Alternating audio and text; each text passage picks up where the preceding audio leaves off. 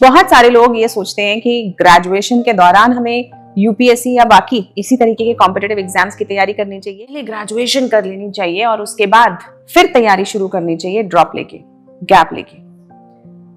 लेकिन सबसे पहली बात, यूपीएससी ने या और भी जो इस तरीके के रिक्रूटमेंट एग्जाम्स हैं गवर्नमेंट के लिए, उनका एलिजिबिलिटी क्राइटेरिया क्या है? वहां पे ग्रेजुएशन खत्म होनी चाहिए, उसके तुरंत बाद आप एग्जाम दे सकते हैं। यानी कि गवर्नमेंट भी चाहती है, the government wants you to prepare for UPSC or all these recruitment exams along with your graduation, during your graduation.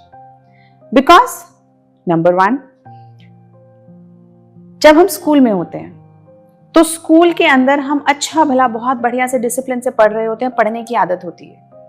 लेकिन फिर अचानक से, और ज्यादातर कॉलेजों में बच्चे की पढ़ाई का स्तर बहुत अच्छा ना होकर बल्कि और मस्ती और इन सब तरफ उसका ध्यान चला जाता है और उसका जो मोमेंटम होता है पढ़ाई की तरफ वो कम हो जाता है। मस्ती करनी चाहिए लेकिन पढ़ाई भी उतनी ही करनी चाहिए। तो वो जो मोमेंटम जो एक बार 3 साल के लिए बिगड़ा, उसके बाद जब वो ग्रेजुएशन के बाद सोचता है अब करियर में क्या करूं और तब प्रिपरेशन चालू करता है, तो उसे पिकअप करने में ही काफी समय लग जाता है। क्या इससे अच्छा ये नहीं है कि वो जो हमारा यंग एज का, यूथ का गोल्डन समय है, उसको हम ग्रेजुएशन के समय से ही यूटिलाइज करें। दूसरी बात, ग्रेजुएशन में हमारे पास बहुत समय होता है, तब अगर हम अपने किसी भी कॉम्पिटिटिव एग्जाम की तैयारी करते हैं, हम अपने समय का बहुत अच्छे से सदुपयोग कर सकते हैं। हमारे पास वो एनर्जी होती है जिसे हम लगा के तैयारी कर सके, क्योंकि ये तो हमें सबको ही पता है कि जैसे जैसे उम्र बढ़ती जाती है हमारी कॉम्प्लेक्सिटीज, ट्रबल्स और पढ़ने की क्षमता, ये सब कॉम्प्लिकेटेड होता चला जाता है। तीसरी बात, अगर आपने ग्रेजुएशन में ही पढ़ाई कर ली है तो उसके बाद आप पोस्ट ग्रेजुएशन ज्वाइन करके अपने अटेम्प्ट्स दे सकते हैं। यानी कि नो गैप ईयर्स, कोई गैप ईयर्स नहीं है। आपको कभी किसी को एक्सप्लेन नहीं करना कि आप उन 2 साल में, उस 1 साल में क्या कर रहे थे। यानी कि आपको यूपीएससी के इंटरव्यू में भी बताने की जरूरत नहीं है, क्योंकि यूपीएससी में भी इंटरव्यू पूछते हैं कि क्या आप सिर्फ 4 साल तक सिर्फ यूपीएससी की तैयारी कर रहे थे, या फिर कोई भी कॉम्पिटिटिव एग्जाम है, सीएपीएफ है, सीडीएस है, या बहुत सारे जो एग्जाम्स हैं, कि क्या खाली बैठ के सिर्फ एक कॉम्पिटिटिव एग्जाम की तैयारी कर रहे थे।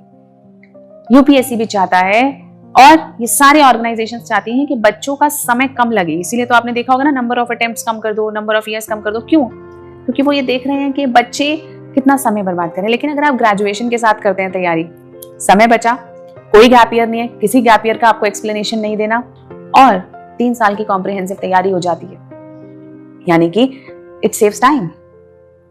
इसके अलावा अगर आपको कोई भी और चॉइस करनी है, सपोजिटली आपको 1, 2, 3 अटेम्प्ट के बाद लगता है कि नहीं, शायद ये मेरे लिए उतनी अच्छी चॉइस नहीं है, तो आपके पास ये ऑप्शन है कि आप सही उम्र में सही समय से अपने करियर को स्विच कर सकते हैं।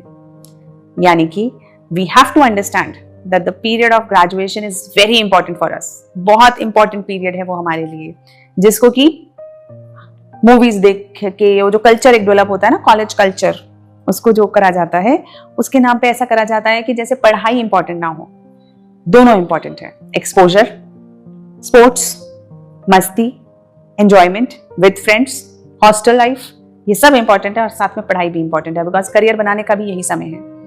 क्योंकि बाद में जब ये समय निकल जाता है और उसके बाद जो में समय निकलता है, उसके बाद इंसान को लगता है, बच्चे को लगता है कि अरे अब मैं इतने साल का हो गया, मेरे इतने साल वेस्ट हो गए, अब मैंने क्या किया। उस वक्त वो जो प्रेशर आता है ना करियर एकदम से डेवलप करने का, करियर सेट करने का, उससे हमें कोशिश करनी चाहिए बचने की, क्योंकि ये स्ट्रेस हमें कई बार परेशान करता है। इसीलिए whatever preparation you are doing, whatever, that's no problem, but whatever preparation you are doing, start in your graduation, क्योंकि एलिजिबिलिटी वही है, ये हमें ध्यान रखना है। और जिन एग्जाम्स की एलिजिबिलिटी पोस्ट ग्रेजुएशन है, उन्हें भी अपने पोस्ट ग्रेजुएशन के साथ तैयारी करनी चाहिए। I am not just here talking about UPSC, I am talking about every exam. ऐसे भी बहुत सारे बच्चे मेरे पास आए जो शायद नीट दे रहे थे, आईआईटी दे रहे थे, और अब वो उनका अगर सिलेक्शन नहीं हुआ तो वो ड्रॉप लेना चाहते हैं। मैं उन बच्चों को भी यही सलाह देती हूँ कि ड्रॉप मत लीजिए, आप कुछ भी और ज्वाइन कर लीजिए। आप अपने लोकल कॉलेज से बीएससी ज्वाइन कर लीजिए, आप अपने ऑनलाइन किसी कॉलेज से बीए ज्वाइन कर लीजिए। आपको जो करना है, जो भी आपको डिग्री पसंद आती है, आप एक ज्वाइन कर लीजिए और साथ में प्रिपरेशन करते रहिए और अपना नीट का एग्जाम देते रहिए। उसमें 2 ही 3 चीजें होंगी। अगर आपका क्लियर हो गया, बहुत बढ़िया, 1 साल का जो आपने लिया है न्यू एजुकेशन पॉलिसी के हिसाब से आपको उतने का सर्टिफिकेशन मिल जाएगा, आपको डिप्लोमा मिल जाएगा, वो लीजिए और अपना नीट में ज्वाइन कर लीजिए, अपने कॉलेज को ज्वाइन कर लीजिए। और अगर नहीं भी सिलेक्शन हुआ तो एटलीस्ट आपके पास ये ऑप्शन है कि आप अपनी ग्रेजुएशन को सही समय से कंप्लीट कर लेंगे। We have to be wise in our decision making. So, for UPSC, if you want to prepare, just prepare during your graduation to save time without any explanation of gap years, और किसी को नहीं बताना चाहिए कि हम क्या कर रहे हैं। आपकी सक्सेस शोर मचानी चाहिए, आपको खुद बोलना पड़े वो क्या सक्सेस हुई। तो इसीलिए किसी को मत बताइए, जब आप सक्सेसफुल हो जाएंगे तो सबको पता चल जाएगा। So just prepare like that.